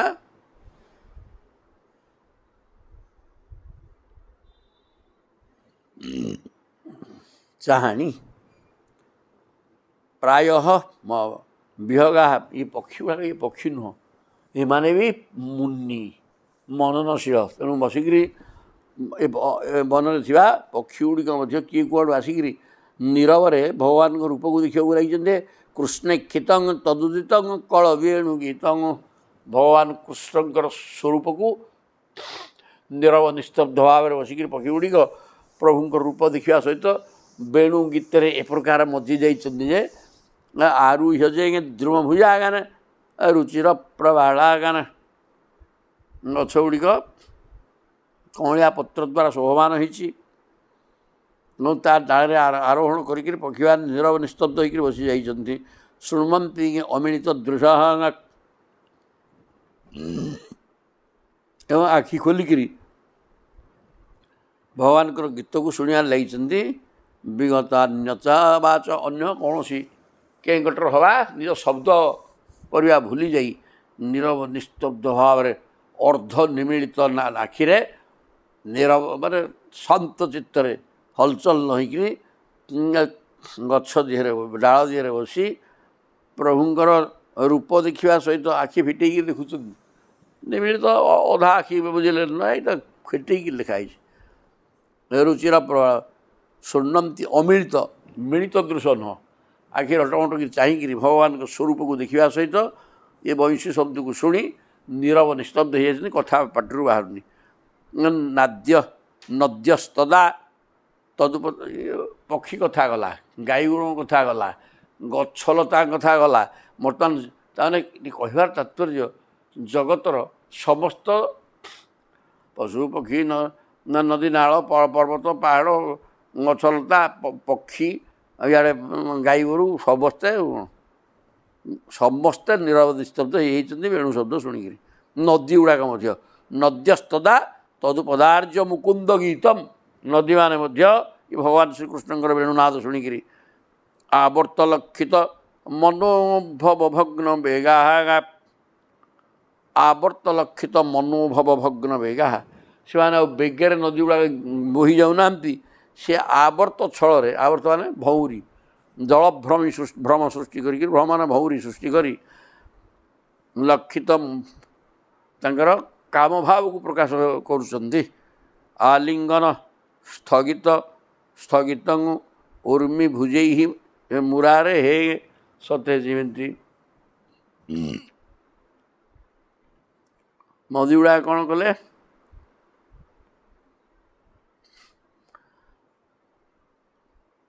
ନଦୀ ମାନେ ପ୍ରାଣ ନାହିଁ କି ଚେତନା ନାହିଁ ଚେତନା ଶକ୍ତି ନାହିଁ ସେହି ଜଳ ନଦୀମାନଙ୍କୁ ଦେଖୁନୁ ଇଏ ଗାଈ ଗୋରୁ ଗଛ ଲତା ତାଙ୍କର ତ ଚେତନା ହେଲେ ଅଛି ନଦୀର କ'ଣ ଚେତନା ଅଛି ନା ସେ ଯିବ ଗୋଟେ କିନ୍ତୁ ସିଏ କେମିତି ହେଉଛି ନଈ ପାଣିରେ ଯେଉଁ ଭ୍ରମର ଭଉଁରୀ ସୃଷ୍ଟି ହେଇକିରି ସେଥିରୁ ଜାଣି ହେଉଛି ଯେ ସେମାନଙ୍କର ହୃଦୟରେ ଶ୍ୟାମ ସୁନ୍ଦରଙ୍କ ସହିତ ମିଳନ ନିମନ୍ତେ ଆକାଂକ୍ଷା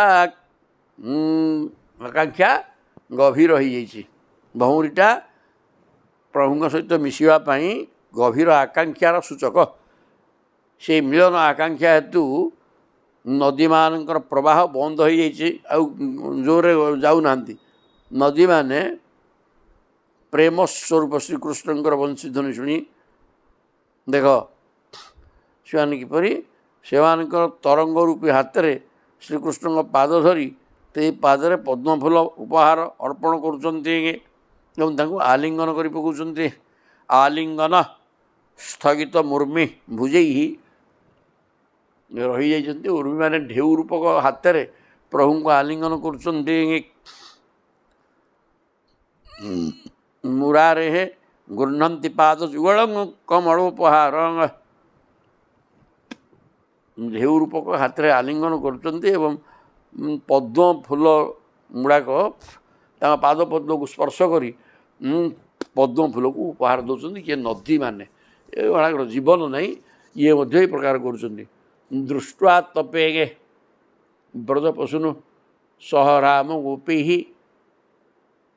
ସଞ୍ଚାରୟନ୍ତ ମନୁବେଣୁ ମୁଦାରୟନ୍ତମ୍ ପ୍ରେମ ପ୍ରବୃଦ୍ଧ ଉଦିତ କୁସୁମାମଳିଭିଃ ଚକ୍ଷୁର୍ନ୍ୟଧାତ ସ୍ୱବପୁଷାମ୍ବୁଦ ଆତପତ୍ରଂ। ମେଘ ଆଉ ଜଣେ ଗୋପୀ କହୁଛି ଇଏ ନଦୀ ତ ହେଉଛି ଆମର ଏଇ ପୃଥିବୀର ବୃନ୍ଦାବନର ବସ୍ତୁ। ଆକାଶରେ ମେଘମାନଙ୍କ କଥା ଦେଖ ମେଘ କ'ଣ କରୁଛନ୍ତି ନା ଦୃଷ୍ଟ୍ୱା ଆତପେ ବ୍ରଜପଶୁନ୍ ସହ ରାମ ଗୋପୀ ରାମ ଏବଂ ଗୋପାଳ ବାଳକମାନଙ୍କ ସହିତ ଇଏ ଗାଈ ଗୋପାଳ ବାଳକମାନଙ୍କ ସହିତ ଭଗବାନ କୃଷ୍ଣ ଓ ଗାଈ ଗୋରୁମାନଙ୍କୁ ଦେଖିକିରି ସଞ୍ଚାରୟନ୍ତ ମନୁ ବେଣୁ ମୁଦାରୟନ୍ତ ଗାଈ ଗୋରୁକୁ ଓଡ଼େଇକି ତ ଏମାନେ ବଳରାମଙ୍କ ସହିତ ଏଇ ଯେଉଁ ଗୋପାଳ ବାଳକମାନେ ଗାଈ ଗୋରୁ ଓଡ଼େଇକି ଯାଉଛନ୍ତି। ଏଗୁଡ଼ା ଖରା ଜୋର ପଡ଼ିଯାଉଛି ତେଣୁ ମେଘମାନେ କ'ଣ କଲେଣି ଇଆଡ଼େ ବେଣୁନାଦ କରୁଛନ୍ତି। ଏ ବେଣୁନାଦ ଶୁଣିବା ପାଇଁ ଶୁଣିକିରି ପ୍ରେମରେ ପ୍ରେମ ପ୍ରବୃଦ୍ଧ ଉଦିତ କୁସୁମାଙ୍ଗା ବଳି ସେମାନେ ମେଘ ସୃଷ୍ଟି ହେଇଗଲେଣି। ଶ୍ରୀକୃଷ୍ଣ ବଳରାମ ଗୋପାଳ ବାଳକମାନଙ୍କ ସହିତ ଗାଈ ଚରି ଖରାରେ ଗାଈ ଚରିକି ଯାଉଛନ୍ତି ବଂଶୀ ଶବ୍ଦ କରିକିରି। ତେଣୁ ସେମାନେ ହୃଦୟରେ ପ୍ରେମ ଉଛୁଳି ପଡ଼ିଲା। ସେମାନେ ତାଙ୍କ ମୁଣ୍ଡ ଉପରେ ଘୁରିକିରି ଶ୍ୟାମ ଘନ ମାନେ ନିଜର ସଖା ଘନ ଶ୍ୟାମ କୃଷ୍ଣଙ୍କ ଉପରେ ନିଜକୁ ଛତା ପରି କରି ତାକୁ ଛାୟା ପ୍ରଦାନ କରୁଛନ୍ତି। ୟାଙ୍କ ନାଁ ଘନ ଶ୍ୟାମ ଶ୍ୟାମ ଘନ ସିଏ ବି ଶ୍ୟାମ ସିଏ ହେଲେ ଘନ ଭଳିଆ ପ୍ରଭୁ ହେଲେ ଶ୍ୟାମ ଘନ ଇଏ ବି ଘନ ଶ୍ୟାମ।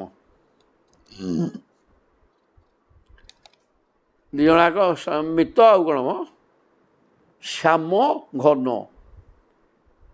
କଳା ମେଘ ଘନ ଭଳିଆ ଶ୍ୟାମଳ ବର୍ଣ୍ଣ ହେଲେ କୃଷ୍ଣ। ଶବ୍ଦଟା ଟିକେ ବଦଳା ବଦଳି ହେଇଯାଇଛି। ଶ୍ୟାମ ଘନ ଶ୍ୟାମ ଶବ୍ଦ ଅର୍ଥ କଳା ମେଘ।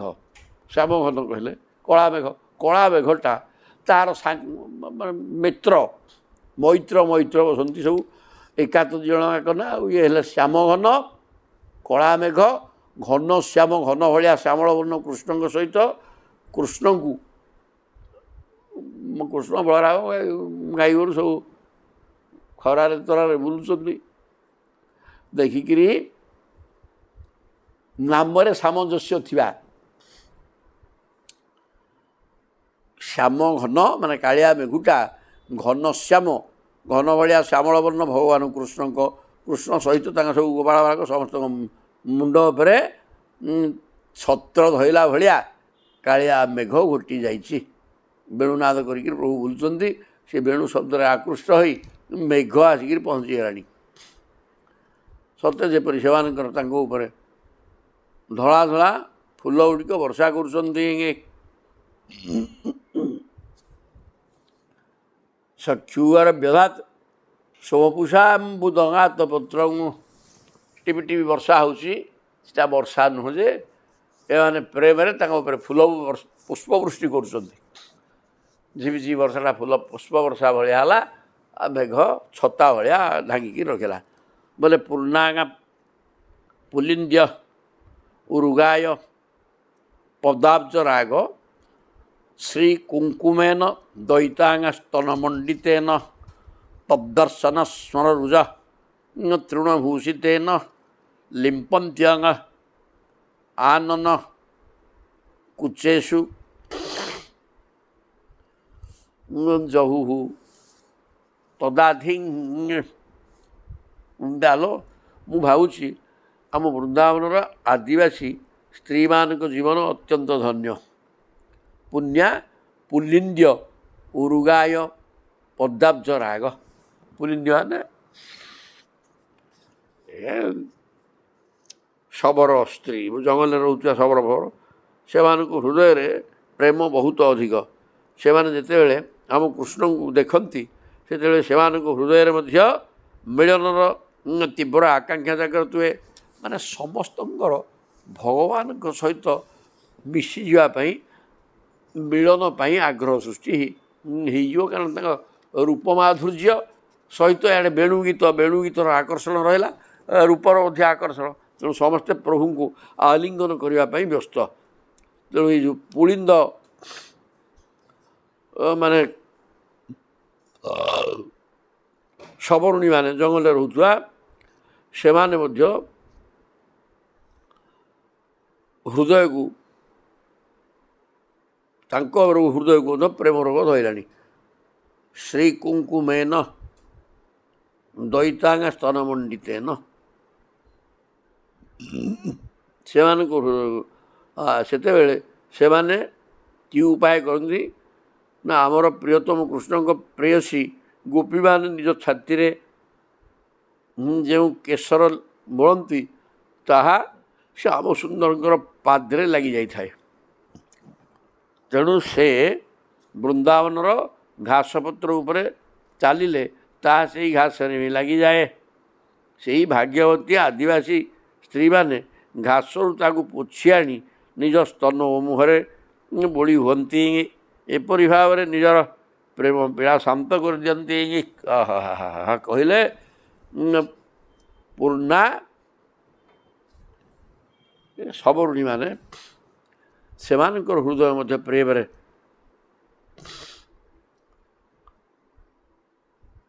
କୃଷ୍ଣ ପ୍ରେମରେ ଆନ୍ଦୋଳିତ ହେଇଯାଇଛି। ସେମାନେ କ'ଣ କରୁଛନ୍ତି ନା ଗୋପାଙ୍ଗନାମାନଙ୍କର ବକ୍ଷସ୍ଥଳରେ ବୋଳା ହେଇଥିବା କୁଙ୍କୁମ ଭଗବାନଙ୍କ ପାଦରେ ଲାଗିଛି।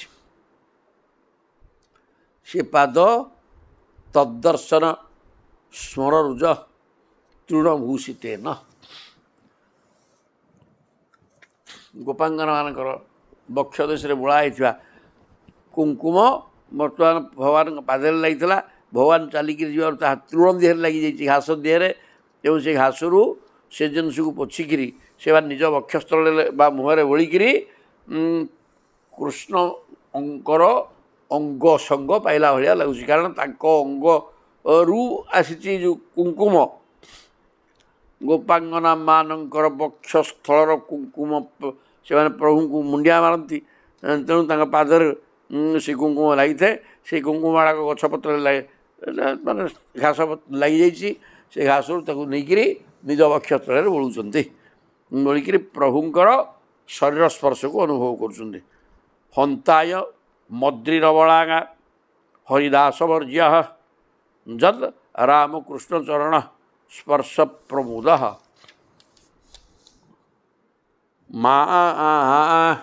ମାନମ ତନୋତି ସହଗೋ ଗଣୟୋଙ୍ଗ ସ୍ତୟୋର୍ଜତ୍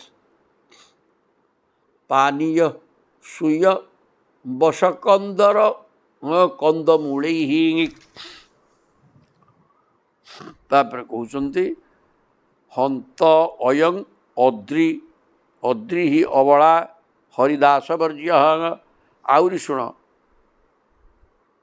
ହେଲୋ ସଖୀ, ଗୋଟେ ସଖୀ ଆଉ ଜଣକୁ କହୁଛି, ଆମର ଏ ଗିରିରାଜ ଗୋବର୍ଦ୍ଧନ ପର୍ବତ ବି ଭଗବାନଙ୍କର ଜଣେ ପରମ ଭକ୍ତ ହରିଦାସ ବର୍ଜ୍ୟ ଅୟଂ ଅଦ୍ରିହି। ଏଇ ଯେଉଁ ଗିରିରାଜ ଗୋବର୍ଦ୍ଧନ ପର୍ବତ, ଇଏ ମଧ୍ୟ ହରିଦାସ ବର୍ଜ୍ୟମାନେ ଶ୍ରେଷ୍ଠ, ସର୍ବଶ୍ରେଷ୍ଠ ପ୍ରଭୁଙ୍କର ଦାସ। ଯତ୍ ରାମକୃଷ୍ଣ ଚରଣ ସ୍ପର୍ଶ ପ୍ରମୋଦ। ଭଗବାନ ରାମକୃଷ୍ଣ ଦୁହିଁଙ୍କର ପାଦ ସ୍ପର୍ଶ ପାଇକିରି ଇଏ ସଦାସର୍ବଦା ଆନନ୍ଦ ଅନୁଭବ କରୁଛି। ଇଏ ହେଉଛନ୍ତି ଇଏ ଗିରିରାଜ ଗୋବର୍ଦ୍ଧନ ଭକ୍ତମାନଙ୍କ ଭିତରେ ସର୍ବଶ୍ରେଷ୍ଠ। ମାନଂ ତନୋତି ସହ ଗୋଗଣୟୋ ତୟୋର୍ଜତ। ସେ କୃଷ୍ଣ ବଳରାମଙ୍କର ଗାଈ ଗୋରୁ ସାଙ୍ଗସାଥିମାନଙ୍କର ସୁନ୍ଦର ସତ୍କାର କରୁଛି। ମାନଂ ତନୋତି ସହ ଗୋ ଗଣୟୋ ତୟୋର୍ଜତ। ଗାଈମାନଙ୍କ ସହିତ ତାଙ୍କ ସାଙ୍ଗସାଥିମାନଙ୍କୁ ସୁନ୍ଦର ସତ୍କାର କରୁଛି। କିଏ? ଗୋବର୍ଦ୍ଧନ ପର୍ବତ। ସିଏ ହେଉଛନ୍ତି ଭକ୍ତମାନଙ୍କର ମଧ୍ୟରେ ସର୍ବଶ୍ରେଷ୍ଠ ଭକ୍ତ। ସେମାନଙ୍କ ଗାଧୁଆ ପାଧୁଆ ପିଇବା ପାଇଁ ପାନୀୟ ସୁୟ ବସ କନ୍ଦର କନ୍ଦମୂଳୈ। ସେମାନଙ୍କର ସତ୍କାର କରୁଛି କିଏ? ଭଗବାନ ରାମକୃଷ୍ଣଙ୍କର ସଖା ଗୋପାଳ ବାଳକମାନଙ୍କର ସତ୍କାର କରୁଛି କନ୍ଦମୂଳ ପ୍ରଦାନ କରିକିରି। ପର୍ବତ କନ୍ଦର ଖାଇବା ପାଇଁ ଦେଉଛି କନ୍ଦମୂଳ ଫଳ, ସତରେ ସେ ଧନ୍ୟ। ସବୁଜ ଘାସ, ଗାଈ ଗୋରୁଙ୍କ ପାଇଁ ସବୁଜ ଘାସ ରଖିଛି। ବିଶ୍ରାମ ପାଇଁ ପର୍ବତ କନ୍ଦରା ବା ଗଛମୂଳ ଛାଇ ରଖିଛି। ଖାଇବା ପାଇଁ କନ୍ଦମୂଳ ଦେଇକିରି ସମସ୍ତଙ୍କୁ ଖୁସି କରାଉଛି। ସେ ପ୍ରଭୁଙ୍କର ଶ୍ରେଷ୍ଠ ଭକ୍ତ। ତାପରେ ହେଲେ ଗା ଗୋପ କୈର ଅନୁବନମ୍ ନୟତୁ ରୁଦାର ବେଣୁସ୍ୱନୀ କଳପଦୈ ତନୁହୃତ୍ସୁ ସଖ୍ୟା ଅସ୍ପନ୍ଦନଂ।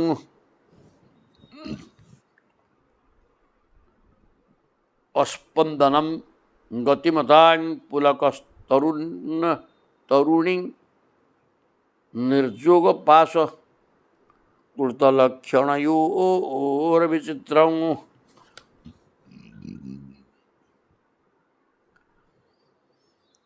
ଆଉ ଗୋଟିଏ ଗୋପୀ କହୁଛି, ଭଉଣୀ, ଆମର ଏଇ ଶ୍ୟାମଳ ଗୌର ଦୁଇ କିଶୋରଙ୍କର ଗତିବିଧି ବଡ଼ ବିଚିତ୍ର। ଗାହା ଗୋପକୈ ଅନୁବନମ୍ ନୟତୁ ରୁଦାର ବେଣୁସ୍ୱନୈ କଳପଦୈ ତନୁହୃତ୍ସୁ ସଖ୍ୟାଙ୍ଗା। ଲେଲୋ ସଖୀ, ଇଏ ରାମକୃଷ୍ଣ ଦୁହେଁ ଗୋପାଳ ବାଳକମାନଙ୍କ ସହିତ ଗୋପାଳୀ ଅନୁବନମ୍, ଗୋଟେ ବନରୁ ଆଉ ଗୋଟେ ବନକୁ ଗାଈ ଉଡ଼େଇକି ଯାଉଛନ୍ତି। ନୟତୁ ରୁଦାର, ଏବଂ ଯାଉଥିବା ସମୟରେ ମଇଁଷିଟା ବାଜୁଛି। ବେଣୁସ୍ୱନୈ କଳପଦୈ ତନୁହୃତ୍ସୁ, ମଇଁଷି ବାଜୁଛି। ମଧୁର ତାନ ଦେଇକିରି ଏମାନେ ଗୋରୁ ପଲଙ୍କୁ ଅଡ଼େଇକିରି ଗୋଟେ ବନରୁ ଆଉ ଗୋଟେ ବନକୁ ଯାଉଛନ୍ତି। ଆଉ ଅସ୍ପନ୍ଦନଂ ଗତିମତାଂ ପୁଲକ ତରୁଣାଂ। ଏ ଦୃଶ୍ୟକୁ ଦେଖି ମଣିଷଙ୍କ କଥା କ'ଣ କହିବା, ଅନ୍ୟ ଦେହଧାରୀ ପଶୁପକ୍ଷୀ ଏପରିକି ଜଡ଼ ନିର୍ଜୀବ ନଦୀ ଆଦି ମଧ୍ୟ ତନ୍ମୟ ସ୍ଥିର ହୋଇଯାଉଛନ୍ତି।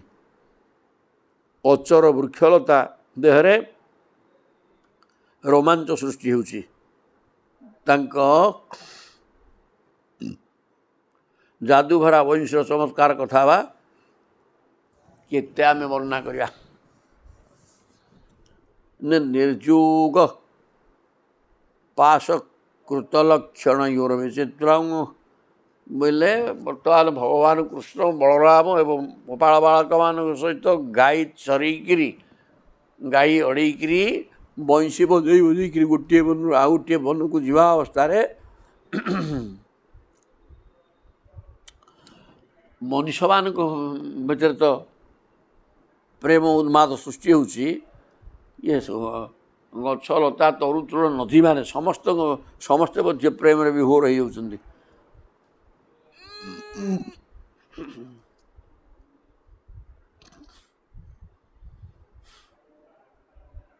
ବୃକ୍ଷଲତା ତାଙ୍କର ବି ରୋମାଞ୍ଚ ହେଉଛି।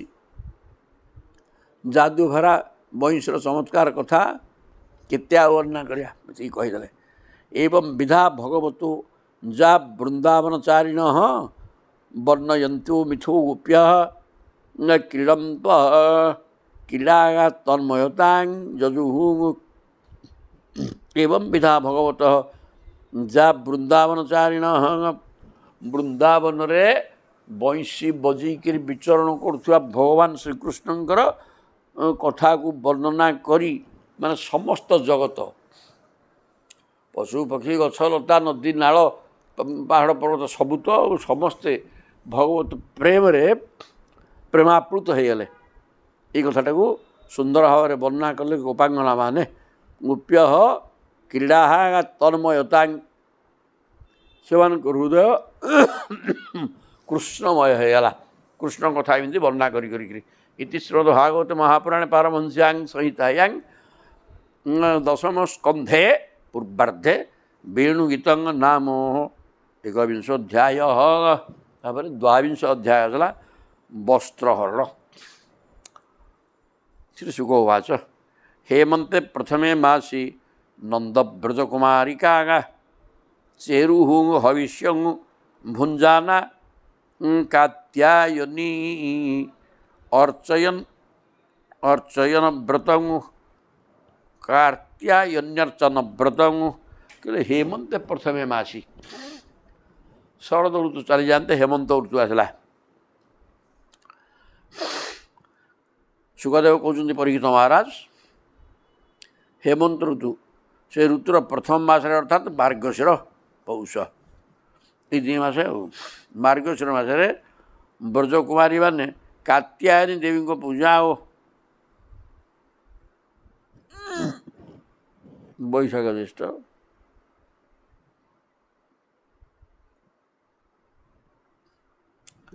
ଏପରା ବୈଶାଖ ଜ୍ୟେଷ୍ଠ ଗ୍ରୀଷ୍ମ ବର୍ଷା ହେଲା ଆଷାଢ଼ ଶ୍ରାବଣ ଭାଦ୍ରବ ଆଶ୍ୱିନ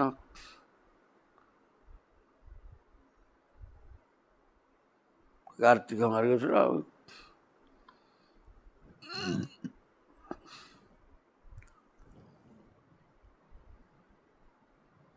ବୈଶାଖ ଜ୍ୟେଷ୍ଠ ହେଲା 2 ମାସ ଗ୍ରୀଷ୍ମ ଆଷାଢ଼ ଶ୍ରାବଣ ବର୍ଷା ଭାଦ୍ରବ ଆଶ୍ୱିନ ଶରତ ଗ୍ରୀଷ୍ମ ବର୍ଷା ଶରତ ତାହେଲେ ହେମନ୍ତ ଋତୁ ହେଲା କାର୍ତ୍ତିକ ଏବଂ ମାର୍ଗଶିର।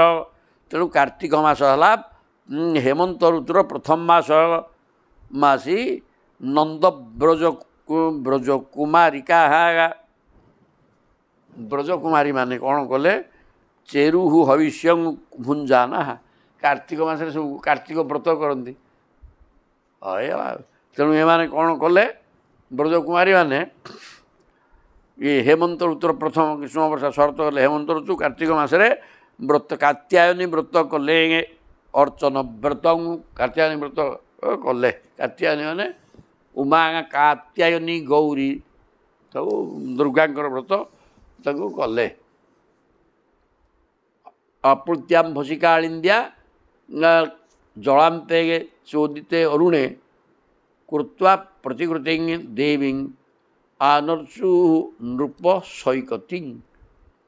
ଆପ୍ଲୁତାମ୍ ଭସିକାଳିନ୍ଦ୍ୟା ଜଳାନ୍ତେ ଚୋଦିତେ ଅରୁଣେ ଭୋରୁ ଭୋରୁ ଉଠିକିରି ଯିବେ ଦାଣ୍ଡରେ କୀର୍ତ୍ତନ କରିକି କୃଷ୍ଣଙ୍କ ଗୀତ ଗାଇ ଗାଇକିରି ଯାଇ ରାତି ଥିବ ଗାଧେଇ ଅରୁଣ ଉଦୟ ସୂର୍ଯ୍ୟୋଦୟ ପୂର୍ବରୁ ସୁନ୍ଦରା ଫାଟେ ନାଲି ନାଲି ଦିଶିବ ସିଏ ହେଲେ ଅରୁଣ ସାରଥି ଆଗ ଦିଶିବ ତାପରେ ରଥି ଦିଶିବ ତେଣୁ ସେ ଅରୁଣ ଉଦୟ ବେଳକୁ ବାଲିରେ ତଟକୁ ପଳେଇ ଆସିବେ ଗାଧେଇକିରି ସେ ବାଲିରେ କାତ୍ୟାୟନୀଙ୍କ ମୂର୍ତ୍ତି ତିଆରି କରି ମା ଦୁର୍ଗାଙ୍କର ମୂର୍ତ୍ତି କରିକିରି କୃତ୍ୱା ପ୍ରତିକୃତି ଦେବୀ ଆନଚୁହୁ ଶୈକତିଂ ମୂର୍ତ୍ତି ବାଲୁକାରେ ମୂର୍ତ୍ତି ତିଆରି କରି ପୂଜାପୂଜି କଲେ କାର୍ତ୍ତିକ ମାସରେ ପୂଜା କରୁଥାନ୍ତୁ କାଲି ଦେଖିବା।